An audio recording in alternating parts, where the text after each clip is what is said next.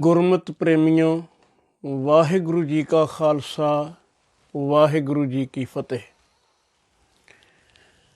ਸਤਿਕਾਰਯੋਗ ਦਰਸ਼ਕੋ, ਯੂਨੀਵਰਸਲ ਸਿੱਖ brotherhood channel ਰਾਹੀਂ ਦਾਸ ਗਿਆਨੀ Sarwan Singh UK ਦੇ ਕੋਵੈਂਟਰੀ ਸ਼ਹਿਰ ਤੋਂ ਆਪ ਜੀ ਨੂੰ ਮੁਖਾਤਬ ਹੈ। ਆਪਾਂ ਜਗਤ ਤਾਰਕ ਸਾਹਿਬ ਗੁਰੂ ਨਾਨਕ ਦੇਵ ਸੱਚੇ ਪਾਤਸ਼ਾਹ ਜੀ ਦੀਆਂ ਪਾਵਨ ਸਾਖੀਆਂ ਅਤੇ ਉਹਨਾਂ ਦੀਆਂ ਸਿੱਖਿਆਵਾਂ ਦੀ ਵਿਚਾਰ ਹਰ ਐਪੀਸੋਡ ਵਿੱਚ ਸਾਂਝੀ ਕਰਨ ਦਾ ਯਤਨ ਕਰਦੇ ਹਾਂ। ਪਿਛਲੇ ਐਪੀਸੋਡ ਵਿੱਚ ਆਪ ਜੀ ਨੇ ਇਹ ਸਰਵਣ ਕੀਤਾ ਸੀ ਕਿ ਸਤਿਗੁਰੂ ਜੀ 'ਤੇ ਸਰਪ ਕਿਵੇਂ ਛਾਂ ਕਰਦਾ ਹੈ ਅਤੇ ਉਸ ਸਾਖੀ ਵਿੱਚੋਂ ਸਾਨੂੰ ਕੀ ਸਿੱਖਿਆ ਮਿਲਦੀ ਹੈ। ਅੱਜ ਆਪਾਂ ਇਤਿਹਾਸ ਦਾ ਇੱਕ ਹੋਰ ਵਰਕਾ ਸਾਂਝਾ ਕਰਦੇ ਹਾਂ। ਜਿਨ੍ਹਾਂ ਦਿਨਾਂ ਵਿੱਚ ਸਤਿਗੁਰੂ ਜੀ ਦਿਨ ਵੇਲੇ ਨਗਰ ਤੋਂ ਬਾਹਰ ਖੇਤਾਂ ਦੀਆਂ ਝਿੜੀਆਂ ਵਿੱਚ ਜਾ ਕੇ ਬਣਾ ਵਿੱਚ ਸਮਾਧੀ ਲਾ ਬੈਠ ਜਾਂਦੇ ਅਤੇ ਇੱਕ ਰੰਗ ਇੱਕ ਰਸ ਨੂੰ ਮਾਣਦੇ ਸਨ। ਭਾਈ ਸੰਤੋਖ ਸਿੰਘ ਜੀ ਦੇ ਕਥਨ ਮੁਤਾਬਿਕ ਇਹ ਵੀ ਇੱਕ ਅਜਿਹਾ ਦਿਨ ਸੀ ਜਦੋਂ ਇੱਕ ਵਣ ਦੇ ਦਰਖਤ ਹੇਠ, ਉੱਥੇ ਹੀ ਜਿੱਥੇ ਕਦੀ ਸਰਪ ਨੇ ਛਾਂ ਕੀਤੀ ਸੀ, ਸਤਿਗੁਰੂ ਜੀ ਲੇਟੇ ਹੋਏ ਨੇ। ਇਹ ਭਾਈ ਸੰਤੋਖ ਸਿੰਘ ਜੀ ਦਾ ਕਥਨ ਹੈ ਅਤੇ ਉਹ ਕਹਿੰਦੇ ਨੇ, ਖੇਤਾਂ ਵੱਲ ਗੇੜਾ ਮਾਰਦਾ ਹੋਇਆ, ਫਸਲਾਂ ਨੂੰ ਦੇਖਦਾ, ਆਪਣੀਆਂ ਜ਼ਮੀਨਾਂ ਜਾਇਦਾਦਾਂ ਵੱਲ ਨਜ਼ਰਾਂ ਮਾਰਦਾ ਹੋਇਆ, ਆਪਣੇ ਚਾਕਰ ਨਾਲ ਰਾਏ ਬੁਲਾਰ ਵੀ ਇੱਧਰ ਆ ਨਿਕਲਿਆ। ਰਾਏ ਬੁਲਾਰ ਦੀ ਅੱਖ ਬੜੀ ਪੜਚੋਲਵੀਂ ਦ੍ਰਿਸ਼ਟੀ ਵਾਲੀ ਹੈ। ਉਹ ਸਧਾਰਨ ਬੰਦਾ ਨਹੀਂ, ਬੜਾ ਪਾਰਖੂ ਹੈ। ਉਸਨੇ ਦੂਰੋਂ ਨਜ਼ਰ ਮਾਰ ਕੇ ਡਿੱਠਾ ਕਿ ਸੂਰਜ ਦੇ ਇੱਧਰੋਂ ਉੱਧਰ ਜਾਣ ਨਾਲ ਦਰਖਤਾਂ ਦੇ ਪਰਛਾਵੇਂ ਬਦਲ ਗਏ ਹਨ, ਪਰ ਜਿਸ ਦਰਖਤ ਹੇਠ ਗੁਰੂ ਨਾਨਕ ਸਾਹਿਬ ਸੁਸ਼ੋਭਿਤ ਨੇ, ਉਸ ਦਰਖਤ ਦੀ ਛਾਂ ਜਿਉਂ ਦੀ ਤਿਉਂ ਉੱਥੇ ਰੁਕੀ ਹੋਈ ਹੈ। ਮੈਂ ਕੇਵਲ ਇੰਨਾ ਕੁ ਸੋਚਦਾ ਹਾਂ ਕਿ ਸੁੱਤੇ ਪਏ ਵਿਅਕਤੀ ਨੂੰ ਦੇਖ ਕੇ ਦੂਰੋਂ ਪਹਿਚਾਣ ਜਾਣਾ ਇਹ ਕੌਣ ਹੈ, ਇਹ ਥੋੜ੍ਹਾ ਕਠਿਨ ਹੈ ਜੇ ਉਹ ਚਾਦਰ ਵਗੈਰਾ ਲੈ ਕੇ ਲੇਟਿਆ ਹੋਵੇ। ਹਜ਼ੂਰ ਜ਼ਰੂਰ ਉਸ ਵੇਲੇ ਸਮਾਧੀ ਲਾ ਕੇ ਬੈਠੇ ਹੋਣਗੇ ਅਤੇ ਆਪਣੀ ਮਸਤੀ ਵਿੱਚ ਹੋਣਗੇ। ਜਿਸ ਵੇਲੇ ਰਾਏ ਬੁਲਾਰ ਨੇ ਦੂਰੋਂ ਦੇਖਿਆ ਅਤੇ ਉਸਨੇ ਝੱਟ ਪਹਿਚਾਣ ਲਿਆ, ਇਹ ਤਾਂ ਦਰਖਤ ਦੀ ਛਾਂ ਨਹੀਂ ਬਦਲੀ ਅਤੇ ਦਰਖਤ ਦੇ ਹੇਠ ਬੈਠਣ ਵਾਲਾ ਵੀ ਆਮ ਮਨੁੱਖ ਨਹੀਂ, ਇਹ ਗੁਰੂ ਨਾਨਕ ਹੈ। ਭਾਈ ਸੰਤੋਖ ਸਿੰਘ ਜੀ ਦਾ ਕਥਨ ਹੈ ਕਿ ਦੋਏ ਮਹੂਰਤ ਜਬਹਿ ਬਿਤਾਵਾ, ਰਾਏ ਬੁਲਾਰ ਤਿਹ ਮਾਰਗ ਆਵਾ, ਪੇਖ ਅਚੰਭੇ ਮਨ ਬਿਸਮਾਨਾ, ਸ਼ੋਰ ਬਿਹੀਨ ਭਇਓ ਠਹਿਰਾਨਾ, ਨਿਜ ਸੰਗੀ ਸੋ ਬਚਨ ਅਲਾਵਾ, ਦੇਖੋ ਅਚਰਜ ਇਹ ਸੁਹਾਵਾ, ਸੁੰਦਰ ਸੁਖ ਮੰਦਰ ਸੁਤ ਕਾਲੂ, ਸੋਇਓ ਅਜ਼ਮਤ ਜਾਸ ਬਿਸਾਲੂ, ਢਰਗਾ ਸਭ ਪਾਦਪ ਪਰਛਾਵਾਂ, ਨਹੀਂ ਢਰਿਓ ਜਿਹ ਇਨ ਸੁਖ ਪਾਵਾ। ਆਪਣੇ ਚਾਕਰ ਨੂੰ ਰਾਏ ਬੁਲਾਰ ਦੇਖ ਕੇ ਆਖਦਾ ਹੈ ਕਿ ਦੇਖ, ਸਾਰੇ ਪਾਦਪਾਂ ਦੇ, ਸਾਰੇ ਬਿਰਛਾਂ ਦੇ ਪਰਛਾਵੇਂ ਢਲ ਗਏ ਹਨ, ਪਰ ਜਿੱਥੇ ਗੁਰੂ ਨਾਨਕ ਸਾਹਿਬ ਨੇ, ਉਸ ਦਰਖਤ ਦਾ ਪਰਛਾਵਾਂ ਢਲਿਆ ਨਹੀਂ, ਟਲਿਆ ਨਹੀਂ, ਜਿਉਂ ਦਾ ਤਿਉਂ ਬਰਕਰਾਰ ਹੈ। ਅਤੇ ਮੈਂ ਯਕੀਨ ਨਾਲ ਆਖਦਾ ਹਾਂ, ਨਿਸ਼ਚੇ ਕਲਾਵਾਨ ਅਵਤਾਰਾ, ਰਹਿਤ ਦੁਰਾਏ ਆਪਨ ਪੌਸਾਰਾ। ਭਾਵੇਂ ਆਪਣੇ ਆਪ ਨੂੰ ਲੱਖ ਲੁਕੋ ਕੇ ਰੱਖਣ ਨਹੀਂ ਪ੍ਰਗਟ ਕਰਦੇ, ਸੰਸਾਰ ਵਿੱਚ ਕੋਈ ਪੂਜਾ ਪ੍ਰਤਿਸ਼ਠਾ ਕਰਾਉਣ ਦਾ ਉਹਨਾਂ ਨੂੰ ਖਿਆਲ ਨਹੀਂ, ਪਰ ਮੇਰੀ ਨਜ਼ਰ ਪਹਿਚਾਣਦੀ ਹੈ, ਇਹ ਰੱਬੀ ਅਵਤਾਰ ਨੇ। ਜ਼ਰੂਰ ਦੂਰੋਂ ਪਹਿਚਾਣਿਆ ਹੈ ਸਤਿਗੁਰੂ ਜੀ ਸਮਾਧੀ ਸਥਿਤ ਬੈਠੇ ਹੋਣਗੇ। ਇਹ ਮੇਰੀ ਆਪਣੀ ਰਾਏ ਹੈ। ਭਾਈ ਸਾਹਿਬ ਕਹਿੰਦੇ ਨੇ ਚਾਦਰ ਲੈ ਕੇ ਲੇਟੇ ਹੋਏ ਸਨ। ਕਿਸੇ ਤਰ੍ਹਾਂ ਵੀ ਹੋਵੇ, ਜਿਸ ਦਰਖਤ ਹੇਠ ਗੁਰੂ ਨਾਨਕ ਸਾਹਿਬ ਬੈਠੇ ਨੇ ਉਸ ਦਾ ਪਰਛਾਵਾਂ ਕਦੀ ਢਲਦਾ ਨਹੀਂ ਤੇ ਕਦੀ ਟਲਦਾ ਨਹੀਂ। ਸਵਾਲ ਇੰਨਾ ਹੈ, ਸਾਧੂ ਪੁਰਖ ਬੰਦਗੀਵਾਨ ਆਮ ਤੌਰ ਤੇ ਦੋ ਥਾਵਾਂ ਵਿਸ਼ੇਸ਼ ਤੌਰ ਤੇ ਚੁਣਦੇ ਰਹੇ ਨੇ। ਜਾਂ ਦਰਖਤਾਂ ਦੀ ਝਿੜੀ ਹੋਵੇ ਜਿੱਥੇ ਬਹੁਤੇ ਦਰਖਤ ਹੋਣ ਉੱਥੇ ਬੈਠਣਾ, ਤੇ ਜਾਂ ਦਰਿਆਵਾਂ ਦੇ ਕਿਨਾਰਿਆਂ ਤੇ। ਮਾਹੌਲ ਦੋਹਾਂ ਥਾਵਾਂ ਦਾ ਸੁਰਤ ਜੋੜਨ ਵਾਸਤੇ ਸਹਿਯੋਗੀ ਬਣ ਜਾਂਦਾ ਹੈ। ਪਰ ਅੱਜ ਆਪਾਂ ਵਿਚਾਰ ਕੇਵਲ ਦਰਖਤਾਂ ਦੀ ਝਿੜੀ ਤੋਂ ਹੀ ਕਰਨੀ ਹੈ। ਜਿੰਨੇ ਬਹੁਤੇ ਦਰਖਤ ਹੋਣਗੇ ਉਨੀ ਵਧੇਰੇ ਫਰੈਸ਼ ਹਵਾ ਹੋਵੇਗੀ, ਤਾਜ਼ੀ ਹਵਾ ਹੋਵੇਗੀ, ਤੇ ਉਸ ਵਿੱਚ ਆਕਸੀਜਨ ਦੀ ਮਾਤਰਾ ਵੀ ਵਧੇਰੇ ਹੋਵੇਗੀ। ਆਕਸੀਜਨ ਦੀ ਮਨੁੱਖ ਨੂੰ ਅਤਿਅੰਤ ਜ਼ਰੂਰਤ ਹੈ। ਪਾਣੀ ਤੋਂ ਵੀ ਪਹਿਲੇ ਨੰਬਰ ਤੇ ਹਵਾ ਆ ਜਾਂਦੀ ਹੈ। ਪਾਣੀ ਬਗੈਰ ਵੀ ਤੁਸੀਂ 2-4 ਦਿਨ ਕੱਢ ਲਓ, ਪਰ ਹਵਾ ਬਗੈਰ ਤਾਂ 2-4 ਮਿੰਟ ਕੱਢਣੇ ਔਖੇ ਹੋ ਜਾਂਦੇ ਨੇ। ਸਤਿਗੁਰੂ ਜੀ ਬਿਰਛ ਦੀ ਛਾਂ ਹੇਠ ਬੈਠੇ ਨੇ, ਸਮਾਧੀ ਸਥਿਤ ਹਨ। ਮੈਂ ਇਸ ਤਰ੍ਹਾਂ ਇਸ ਦ੍ਰਿਸ਼ ਨੂੰ ਵੇਖਣਾ ਚਾਹੁੰਦਾ। ਦਰਖਤ ਦੀ ਛਾਇਆ ਨਹੀਂ ਟਲੀ। ਅੱਜ ਦਾ ਵਿਗਿਆਨ ਵੀ ਇਹ ਗੱਲ ਮੰਨਦਾ ਹੈ, ਅੱਜ ਦੀ ਸਾਇੰਸ ਤਸਲੀਮ ਕਰਦੀ ਹੈ ਕਿ ਬਿਰਛਾਂ ਦੇ ਅੰਦਰ ਵੀ ਬਹੁਤ ਸੈਂਸਿਟੀਵਿਟੀ ਹੈ, ਬਹੁਤ ਸੈਂਸਿਟੀਵਿਟੀ ਹੈ। ਬੇਸ਼ੱਕ ਸਾਡੇ ਵਰਗੀਆਂ ਅੱਖਾਂ ਇਹਨਾਂ ਨੂੰ ਨਸੀਬ ਨਹੀਂ ਹੋਈਆਂ, ਪਰ ਇਹ ਵੀ ਬਹੁਤ ਕੁਝ ਅਨੁਭਵ ਕਰਦੇ ਨੇ। ਜਿਸ ਵੇਲੇ ਕੋਈ ਕੁਹਾੜਾ ਲੈ ਕੇ ਕੱਟਣ ਵਾਸਤੇ ਦਰਖਤ ਦੇ ਪਾਸ ਆਉਂਦਾ ਹੈ, ਤਾਂ ਅੱਜ ਤਾਂ ਐਸੇ ਯੰਤਰ ਤਿਆਰ ਹੋ ਗਏ ਹਨ ਕਿ ਬਿਰਛ ਨਾਲ ਕਨੈਕਟ ਕਰ ਦਿੱਤੇ ਜਾਣ, ਤਾਂ ਬਿਰਛ ਦੇ ਅੰਦਰ ਜਿਹੜੀ ਹਲਚਲ ਪੈਦਾ ਹੋ ਜਾਂਦੀ ਹੈ, ਇੱਕ ਡਰ ਦਾ ਮਾਹੌਲ ਬਣ ਜਾਂਦਾ ਹੈ। ਉਹ ਮਸ਼ੀਨਾਂ ਵੀ ਗ੍ਰਾਫ ਬਣਾਉਣ ਲੱਗ ਪਈਆਂ ਹਨ। ਬਿਰਛ ਵੀ ਡਰਦਾ ਹੈ ਜਿਸ ਵੇਲੇ ਕੋਈ ਕੱਟਣ ਲਈ ਆਉਂਦਾ ਹੈ, ਤੇ ਬਿਰਛ ਵੀ ਪ੍ਰਸੰਨ ਹੁੰਦਾ ਹੈ ਜਦੋਂ ਕੋਈ ਉਸ ਨੂੰ ਪਾਣੀ ਪਾਉਣ ਲਈ ਉਸ ਦੇ ਨੇੜੇ ਢੁਕਦਾ ਹੈ, ਉਸ ਦੀ ਸੇਵਾ ਕਰਨ ਲਈ ਪਹੁੰਚਦਾ ਹੈ।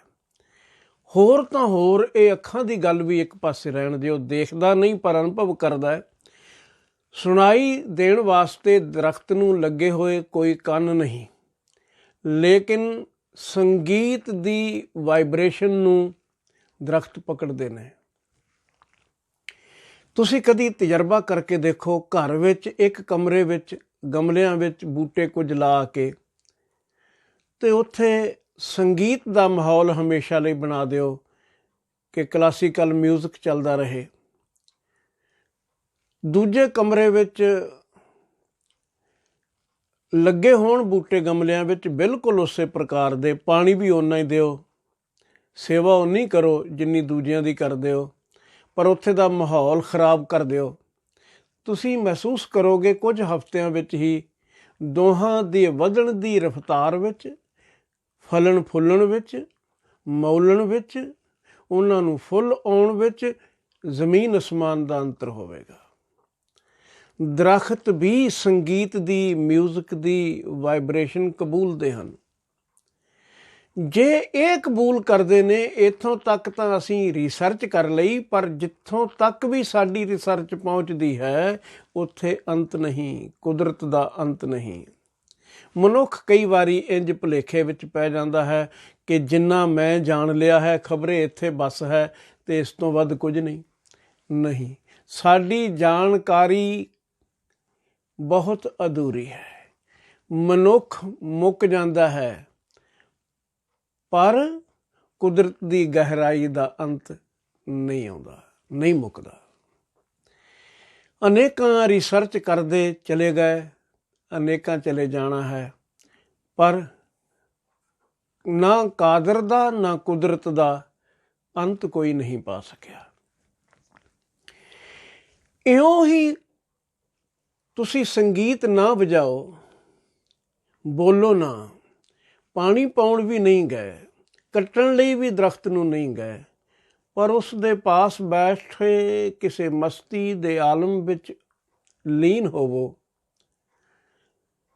ਮੇਰਾ ਵਿਸ਼ਵਾਸ ਹੈ ਉਹ ਆਸ-ਪਾਸ ਦੇ ਬਿਰਛ ਵੀ ਝੂਮ ਉੱਠਣਗੇ, ਉਹ ਵੀ ਉਸ ਮਸਤੀ ਵਿੱਚੋਂ ਕੁਝ ਕਣ ਜ਼ਰੂਰ ਪ੍ਰਾਪਤ ਕਰ ਲੈਣਗੇ। ਉਹਨਾਂ ਦਾ ਹਿਰਦਾ ਵੀ ਤੁਹਾਡੇ ਵੱਲ ਖਿੱਚਿਆ ਜਾਏਗਾ। ਬਿਰਛ ਜੀਵਤ ਨੇ, ਜਿਉਂਦੇ ਨੇ। ਮਰਿਆ ਹੋਇਆ ਤਾਂ ਦਾਣਾ ਵੀ ਅਸੀਂ ਨਹੀਂ ਬੀਜਦੇ, ਨਾ ਉਗਦਾ ਹੈ। ਸੋ ਬਿਰਛ ਦੇ ਅੰਦਰ ਜ਼ਿੰਦਗੀ ਹੈ, ਔਰ ਪੂਰਨ ਤੌਰ 'ਤੇ ਵਿਸ਼ਵਾਸ ਹੈ ਦਾਸ ਨੂੰ ਤਾਂ ਕਿ ਗੁਰੂ ਨਾਨਕ ਸਾਹਿਬ ਦਰਖਤ ਹੇਠ ਬੈਠੇ ਹੋਣ, ਜ਼ਰੂਰਤ ਹੋਵੇ ਛਾਂ ਦੀ, ਅਤੇ ਆ ਰਹੀਆਂ ਹੋਣ ਧੁੱਪਾਂ, ਅਤੇ ਉਹ ਬਿਰਛ ਵੀ ਚਾਹੇਗਾ ਮੈਂ ਸੇਵਾ ਕਰ ਲਵਾਂ। ਮੇਰੇ ਪਾਸ ਰੱਬੀ ਨੂਰ ਹੈ, ਮੇਰੇ ਧੰਨ ਭਾਗ ਨੇ। ਅਤੇ ਸਾਧੂ ਜਨ ਤਾਂ ਬਿਰਛਾਂ ਨਾਲ ਗੱਲਾਂ ਵੀ ਕਰਦੇ ਨੇ। ਜੀਸਸ ਦੇ ਸੰਬੰਧ ਵਿੱਚ ਇੱਕ ਛੋਟੀ ਜਿਹੀ ਕਥਾ ਹੈ ਕਿ ਐਪਲ ਟਰੀ ਦੇ ਹੇਠ ਬੈਠੇ ਨੇ, ਰੁੱਤ ਨਹੀਂ ਐਪਲ ਲੱਗਣ ਦੀ, ਪਰ ਭੁੱਖ ਲੱਗੀ ਏ, ਅਤੇ ਉਸ ਬਿਰਛ ਨੂੰ ਹੀ ਕਹਿ ਦਿੰਦੇ ਨੇ, ਦੇਖ ਲਾ ਜੇ ਅੱਜ ਤੂੰ ਮੈਨੂੰ ਸੇਬ ਨਾ ਦਿੱਤਾ ਤੇ ਸਾਰੀ ਉਮਰ ਝੂਰਦਾ ਨਾ ਰਹੀ ਕਿ ਸੇਬ ਲੱਗੇ ਨਹੀਂ। ਕਿੰਨੇ ਪਿਆਰ ਨਾਲ ਆਖਿਆ ਹੋਵੇਗਾ, ਇਹ ਸ਼ਰਾਪ ਨਹੀਂ। ਜਿਹੜੀਆਂ ਰੂਹਾਂ ਅੰਦਰ ਕੋਈ ਰਸ ਹੁੰਦਾ ਹੈ ਨਾ, ਉਹਨਾਂ ਦੀ ਦੁਨੀਆ ਸਾਡੇ ਨਾਲੋਂ ਬੜੀ ਗੰਭੀਰ ਹੋਇਆ ਕਰਦੀ ਹੈ। ਉਸ ਨੂੰ ਸਮਝਣ ਵਾਸਤੇ ਉਨੀ ਗੰਭੀਰਤਾ ਦੀ ਜ਼ਰੂਰਤ ਹੈ। ਐਵੇਂ ਨਹੀਂ ਗੁਰੂ ਅਰਜਨ ਸਾਹਿਬ ਜੀ ਨੇ ਕਹਿ ਦਿੱਤਾ ਕਿ ਬ੍ਰਹਮ ਗਿਆਨੀ ਦੀ ਗਤ ਨੂੰ ਬ੍ਰਹਮ ਗਿਆਨੀ ਹੀ ਜਾਣ ਸਕਦਾ ਹੈ। ਗੁਰੂ ਨਾਨਕ ਸਾਹਿਬ ਬਿਰਛ ਦੇ ਹੇਠ ਨੇ, ਬਿਰਛ ਨੇ ਵੀ ਅਨੁਭਵ ਮਾਣਿਆ ਤੇ ਛਾਂ ਟਲੀ ਨਹੀਂ। ਕਾਲੂ ਜੀ ਦੇ ਪਾਸ ਜਾ ਕੇ ਰਾਏ ਬੁਲਾਰ ਜੀ ਨੇ ਇਸੇ ਲਈ ਆਖਿਆ ਕਿ ਤੇਹ ਸਦਕਾ ਕਰ ਮਮ ਨਗਰੀ, ਪਾਵਨ ਹੋਤ ਬਸਤ ਸੁਖ ਸਗਰੀ। ਸਾਰੇ ਸੁੱਖਾਂ ਵਿੱਚ ਮੇਰੀ ਨਗਰੀ ਅਗਰ ਵਸ ਰਹੀ ਹੈ ਤਾਂ ਮਹਿਤਾ ਕਾਲੂ, ਇਹ ਬਾਬਾ ਨਾਨਕ ਦੀ ਬਖਸ਼ਿਸ਼ ਹੈ, ਉਹਨਾਂ ਦਾ ਸਦਕਾ ਹੈ। ਭੂਲ ਨਾ ਕੀਜੈ ਕਬਹਿ ਅਨਾਦਰ, ਭੁੱਲ ਕੇ ਵੀ ਕभी ਉਹਨਾਂ ਦਾ ਅਨਾਦਰ ਨਾ ਕਰ ਬੈਠੀ। ਸਨਮਾਨ ਕਾਇਮ ਰੱਖੀ, ਅਸਨ ਬਸਨ ਦੀਜੈ ਸੁਖ ਸਾਦਰ। ਆਦਰ ਸਹਿਤ ਸੇਵਾ ਸਮਝ ਕੇ ਉਹਨਾਂ ਨੂੰ ਭੋਜਨ ਕੱਪੜਾ ਮੁਹੱਈਆ ਕਰਾਇਆ ਕਰ। ਕਦੀ ਇਹ ਨਾ ਸੋਚੀ ਮੇਰਾ ਪੁੱਤਰ ਹੈ ਤੇ ਮੈਂ ਝਿੜਕ ਵੀ ਮਾਰ ਸਕਦਾ ਹਾਂ, ਨਾ ਨਾ, ਉਹ ਪੀਰਾਂ ਦਾ ਪੀਰ ਹੈ। ਗੁਰੂ ਨਾਨਕ ਸਾਹਿਬ ਜਿਸ ਦਰਖਤ ਹੇਠ ਬੈਠੇ ਨੇ, ਉਹ ਦਰਖਤ ਸਦਾ ਲਈ ਛਾਂ ਦੇਣ ਵਾਲਾ ਹੈ। ਸਧਾਰਨ ਤੌਰ 'ਤੇ ਜੋ ਕੁਦਰਤ ਦਾ ਨਿਯਮ ਹੈ ਉਹ ਇਸ ਤੋਂ ਥੋੜ੍ਹਾ ਅਲੱਗ ਹੈ, ਉਸ ਨੂੰ ਵੀ ਸਮਝ ਲਈਏ। ਗੁਰੂ ਅਰਜਨ ਦੇਵ ਮਹਾਰਾਜ ਜੀ ਦੇ ਬਚਨ ਹਨ ਕਿ ਆਮ ਬੰਦਾ ਜਿਹਦੇ ਪਾਸ ਉਹ ਰਸ ਨਹੀਂ, ਉਹ ਰੰਗ ਨਹੀਂ, ਉਹ ਮਸਤੀ ਨਹੀਂ, ਉਹਦੇ ਵਾਸਤੇ ਜੋ ਕੁਝ ਹੈ, ਜੇ ਉਹ ਬਿਰਛ ਦੀ ਛਾਇਆ ਨਾਲ ਸਨੇਹ ਲਾ ਕੇ ਬੈਠ ਜਾਏ ਤਾਂ ਇਹ ਟਲੇਗੀ। ਬਿਰਖ ਕੀ ਛਾਇਆ ਸਿਉ ਰੰਗ ਲਾਵੇ, ਉਹ ਬਿਨਸੈ ਉਹ ਮਨ ਪਛਤਾਵੇ। ਉਹ ਬਿਨਸ ਜਾਏਗੀ। ਪਰ ਗੁਰੂ ਨਾਨਕ ਸਾਹਿਬ ਜੀ ਨੇ ਸਾਨੂੰ ਜਿਸ ਬਿਰਛ ਦੀ ਛਾਂ ਮਾਨਣ ਦਾ ਉਪਦੇਸ਼ ਦਿੱਤਾ ਹੈ, ਉਹ ਬਿਰਛ ਸਧਾਰਨ ਨਹੀਂ। ਆਮ ਬਿਰਛਾਂ ਦੀ ਛਾਂ ਟਲਦੀ ਹੈ ਤੇ ਆਮ ਤੌਰ 'ਤੇ ਟਲਦੀ ਹੈ। ਸਧਾਰਨ ਹਾਲਾਤਾਂ ਵਿੱਚ ਕੁਦਰਤ ਦੇ ਨਿਯਮਾਂ ਵਿੱਚ ਕੋਈ ਅੰਤਰ ਨਹੀਂ ਆਉਂਦਾ। ਭਾਈ ਗੁਰਦਾਸ ਜੀ ਨੇ ਵੀ ਆਖਿਆ ਹੈ, ਛਾਇਆ ਬਿਰਖ ਨਾ ਰਹਿ ਥਿਰ, ਪੁੱਜਾ ਕਿਉਂ ਆਸਾ। ਥਿਰ ਨਹੀਂ ਰਹਿੰਦੀ। ਪਰ ਗੁਰੂ ਨਾਨਕ ਸਾਹਿਬ ਜੀ ਨੇ ਜਿਸ ਛਾਂ ਨੂੰ ਮਾਣਿਆ ਹੈ, ਜਾਣਿਆ ਹੈ ਤੇ ਸਾਨੂੰ ਵੀ ਜਣਾਇਆ, ਸਮਝਾਇਆ ਹੈ, ਆਓ ਉਸ ਬਿਰਛ ਦੀ ਗੱਲ ਕਰੀਏ। ਅਸੀਂ ਛਾਂ ਤਾਂ ਸਾਰੇ ਮਾਨਣਾ ਚਾਹੁੰਦੇ ਹਾਂ, ਸੇਕ ਤੋਂ ਸਾਰੇ ਬਚਣਾ ਚਾਹੁੰਦੇ ਹਾਂ। ਹਰ ਦੁੱਖ ਸਾਡੇ ਲਈ ਸੇਕ ਹੈ। ਹਰ ਚਿੰਤਾ ਜੋ ਸਾਹਮਣੇ ਆ ਜਾਂਦੀ ਹੈ, ਕੋਈ ਉਲਝਣ ਪੈ ਜਾਂਦੀ ਹੈ ਜ਼ਿੰਦਗੀ ਵਿੱਚ, ਸਭ ਸੇਕ ਨੇ। ਅਤੇ ਉਹਨਾਂ ਤੋਂ ਬਚਣ ਲਈ ਮਨੁੱਖ ਆਪਣੀ ਆਪਣੀ ਅਕਲ ਦੇ ਮੁਤਾਬਿਕ ਇੰਤਜ਼ਾਮ ਵੀ ਕਰਦਾ ਹੈ, ਕੋਈ ਸ਼ੱਕ ਨਹੀਂ। ਅਸੀਂ ਸੋਚਦੇ ਹਾਂ ਮਾਇਆ ਜ਼ਰੂਰ ਪਾਸ ਵਧੇਰੇ ਜਮ੍ਹਾਂ ਹੋਣੀ ਚਾਹੀਦੀ ਹੈ। ਕੌਣ ਜਾਣੇ ਕਦੋਂ ਜ਼ਰੂਰਤ ਪੈ ਜਾਏ। ਦੁੱਖ ਤਕਲੀਫ ਵੇਲੇ ਕੰਮ ਆਵੇਗੀ, ਮਾੜੇ ਸਮੇਂ ਵਿੱਚ ਕੰਮ ਆਵੇਗੀ, ਬਿਮਾਰੀ ਵਿੱਚ ਦਵਾ ਦਾਰੂ ਕਰ ਸਕਾਂਗੇ। ਬੁਰਾਈ ਇਸ ਵਿੱਚ ਕੋਈ ਨਹੀਂ। ਸੰਸਾਰ ਦੇ ਜੀਵ ਹਾਂ, ਸੰਸਾਰ ਦੇ ਨਿਯਮਾਂ ਨੂੰ ਸਮਝ ਲੈਣਾ ਬੜਾ ਜ਼ਰੂਰੀ ਹੈ। ਮਿਹਨਤ ਕਰੋ, ਮਸ਼ੱਕਤ ਕਰੋ। ਧਨ ਪਾਸ ਹੋਵੇ ਤਾਂ ਇਹ ਕੋਈ ਪਾਪ ਨਹੀਂ। ਰਾਜਾ ਜਨਕ ਦੇ ਪਾਸ ਬਹੁਤ ਧਨ ਸੀ, ਪਰ ਭਾਈ ਗੁਰਦਾਸ ਜੀ ਨੇ ਉਸ ਨੂੰ ਵੱਡਾ ਭਗਤ ਆਖਿਆ ਹੈ। ਭਗਤ ਵੱਡਾ ਰਾਜਾ ਜਨਕ ਹੈ, ਗੁਰਮੁਖ ਮਾਇਆ ਵਿੱਚ ਉਦਾਸੀ।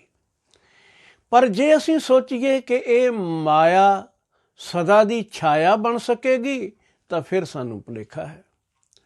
ਇਹ ਤਾਂ ਅਸੀਂ ਸਾਰੇ ਜਾਣਦੇ ਹਾਂ ਕਿ ਜਦ ਮੌਤ ਆਉਂਦੀ ਹੈ ਤਾਂ ਮਾਇਆ ਦੀ ਛਾਇਆ ਟਲ ਜਾਂਦੀ ਹੈ, ਨਾਲ ਨਹੀਂ ਜਾਂਦੀ। ਉੱਥੇ ਜਿਹੜੀ ਛਾਂ ਕੰਮ ਆਉਂਦੀ ਹੈ ਉਸ ਦਾ ਜ਼ਿਕਰ ਵੀ ਗੁਰੂ ਅਰਜਨ ਦੇਵ ਮਹਾਰਾਜ ਜੀ ਨੇ ਕੀਤਾ ਹੈ। ਜਹ ਮਹਾ ਭਿਆਨ ਤਪਤ ਬਹੁ ਕਾਮ, ਤਹ ਹਰ ਕੇ ਨਾਮ ਕੀ ਤੁਮ ਉਪਰ ਛਾਮ। ਜਿੱਥੇ ਬਹੁਤ ਤਪਸ਼ ਹੈ, ਭਿਆਨਕ ਤਪਸ਼ ਹੈ, ਉੱਥੇ ਵੀ ਤੇਰੇ ਕੰਮ ਆਵੇਗੀ ਇੱਕ ਛਾਂ, ਉਹ ਹੈ ਪ੍ਰਭੂ ਨਾਮ ਦੀ।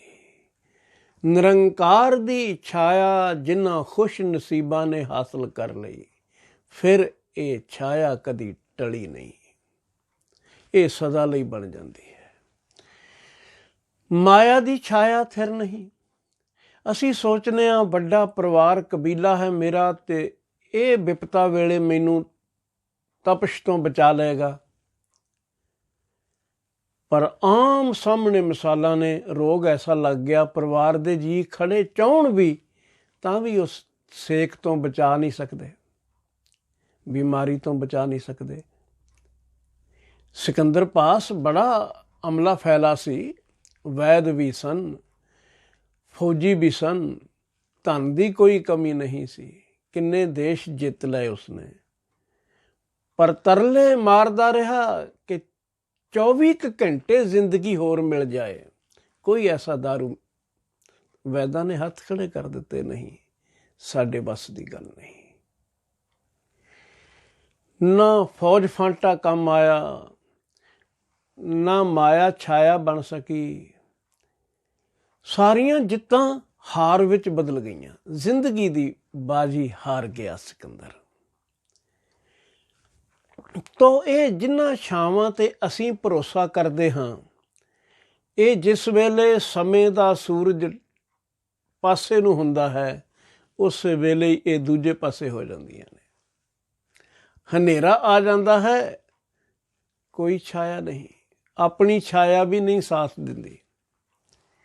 ਦਰਖਤ ਦੀ ਛਾਇਆ ਤਾਂ ਦੂਰ ਰਹੀ। ਖੈਰ, ਸਿਆਣੇ ਲੋਕ ਆਖਦੇ ਨੇ ਕਿ ਤਾਰੀਕੀ में साया भी जुदा होता है इंसान से। ਇਸ ਵਿੱਚ ਕੋਈ ਸ਼ੱਕ ਵੀ ਨਹੀਂ। ਹਨੇਰੀ ਰਾਤ ਵਿੱਚ ਆਪਣੀ ਛਾਂ ਵੀ ਨਹੀਂ ਲੱਭਦੀ, ਤੇ ਧੁੱਪਾਂ ਵਿੱਚ ਵੀ ਜਿਵੇਂ ਜਿਵੇਂ ਸੂਰਜ ਰੁਖ ਬਦਲਦਾ ਹੈ, ਧਰਤੀ ਚੱਲ ਰਹੀ ਹੈ, ਬਿਰਛਾਂ ਦੀਆਂ ਛਾਵਾਂ ਵੀ ਟਲ ਜਾਂਦੀਆਂ ਨੇ। ਪਰ ਗੁਰੂ ਨਾਨਕ ਸਾਹਿਬ ਕਹਿੰਦੇ ਨੇ ਇੱਕ ਛਾਂ ਹੈ ਜਿਹੜੀ ਕਦੀ ਟਲਦੀ ਨਹੀਂ, ਉਹ ਹੈ ਨਿਰੰਕਾਰ ਦੇ ਨਾਮ ਦੀ। ਗੁਰੂ ਅਰਜਨ ਸਾਹਿਬ ਜੀ ਦੇ ਬਚਨ ਸਾਨੂੰ ਸਦਾ ਚੇਤੇ ਰੱਖਣੇ ਚਾਹੀਦੇ ਨੇ। ਜਹ ਮਹਾ ਭਿਆਨ ਦੂਤ ਜਮ ਦਲੈ, ਇਹ ਵੀ ਤਪਸ਼ ਹੀ ਹੈ ਜਦੋਂ ਜਮਦੂਤ ਦਲਦੇ ਨੇ। ਤਹ ਕੇਵਲ ਨਾਮ ਸੰਗ ਤੇਰਾ ਚੱਲੈ। ਤੇ ਜਿੱਥੇ ਮਹਾ ਭਿਆਨ ਤਪਤ ਬਹੁ ਕਾਮ ਦੀ ਅਵਸਥਾ ਹੈ, ਉੱਥੇ ਵੀ ਸਤਿਗੁਰੂ ਕਹਿੰਦੇ ਨੇ ਤੈ ਹਰ ਕੇ ਨਾਮ ਕੀ ਤੁਮ ਉਪਰ ਛਾਮ। ਉੱਥੇ ਵੀ ਹਰੀ ਨਾਮ ਦੀ ਛਾਇਆ ਬਣਨੀ ਹੈ। ਤੇ ਗੁਰੂ ਨਾਨਕ ਸਾਹਿਬ ਦਾ ਪ੍ਰਮੁੱਖ ਉਪਦੇਸ਼ ਹੀ ਇਹ ਹੈ।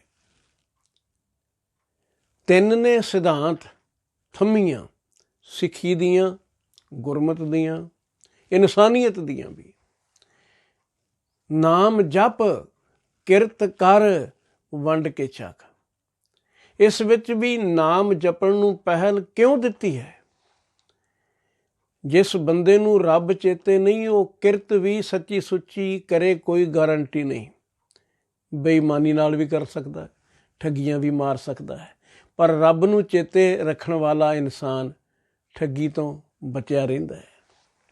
ਨੇਕ ਕਿਰਤ ਕਰੇਗਾ, ਕਿਰਤ ਕਰਨੀ ਹੈ ਪਰ ਰੱਬ ਨੂੰ ਚੇਤੇ ਰੱਖ ਕੇ, ਤੇ ਉਸ ਕੀਤੀ ਹੋਈ ਕਿਰਤ ਦੀ ਛਾਂ ਹੋਰ ਵੀ ਪ੍ਰਫੁੱਲਤ ਹੋ ਜਾਂਦੀ ਹੈ, ਵੱਧ ਜਾਂਦੀ ਹੈ, ਜਿਸ ਵੇਲੇ ਅਸੀਂ ਕਿਸੇ ਦੇ ਦੁੱਖ ਵਿੱਚ ਉਸ ਦੇ ਮਦਦਗਾਰ ਬਣ ਖੜੋਂਦੇ ਹਾਂ, ਵੰਡ ਕੇ ਛਕਦੇ ਹਾਂ।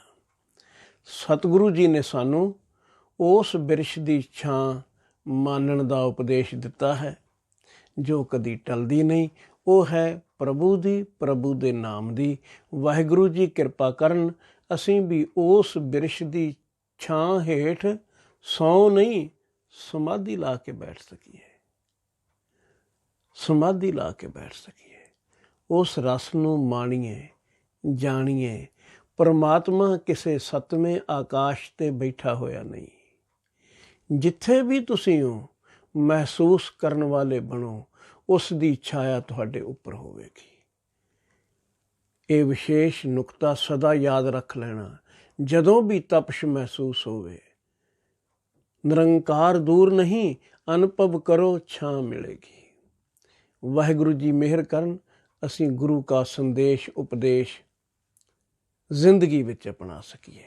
ਭੁੱਲਾਂ ਖਿਮਾ ਕਰ ਦੇਣੀਆਂ, ਅਤੇ ਅਖੀਰ ਵਿੱਚ ਇਹੀ ਬੇਨਤੀਆਂ ਨੇ ਕਿ USB ਚੈਨਲ ਯੂਨੀਵਰਸਲ ਸਿੱਖ ਬ੍ਰਦਰਹੁੱਡ ਚੈਨਲ ਨੂੰ ਸਬਸਕ੍ਰਾਈਬ ਜ਼ਰੂਰ ਕਰੋ। ਇਹ ਵੀਡੀਓਜ਼ ਜੋ ਅਸੀਂ ਪਾਉਂਦੇ ਹਾਂ, ਅਪਲੋਡ ਕਰਦੇ ਹਾਂ YouTube 'ਤੇ, ਇਹਨਾਂ ਨੂੰ ਵੱਧ ਤੋਂ ਵੱਧ ਸ਼ੇਅਰ ਕਰੋ, ਦੂਜਿਆਂ ਤੱਕ ਪ੍ਰਚਾਰ ਪਹੁੰਚਾਓ। ਗੁਰੂ ਕੀਆਂ ਸਾਖੀਆਂ ਅਤੇ ਸਿੱਖਿਆਵਾਂ ਲਾਇਕ ਨਾ ਕਰੇ, ਉਸ ਨੂੰ ਸਿੱਖ ਕਿਵੇਂ ਆਖਾਂ। ਲਾਈਕ ਕਰਨਾ ਵੀ ਸਾਡਾ ਫਰਜ਼ ਬਣਦਾ ਹੈ। ਸੋ ਕੋਈ ਕਮੈਂਟਸ ਦੇਣੇ ਚਾਹੋ, ਉਹਨਾਂ ਦਾ ਵੀ ਸਵਾਗਤ ਹੈ। ਜ਼ਰੂਰ ਇਸ ਪਾਸੇ ਧਿਆਨ ਦੇਣਾ।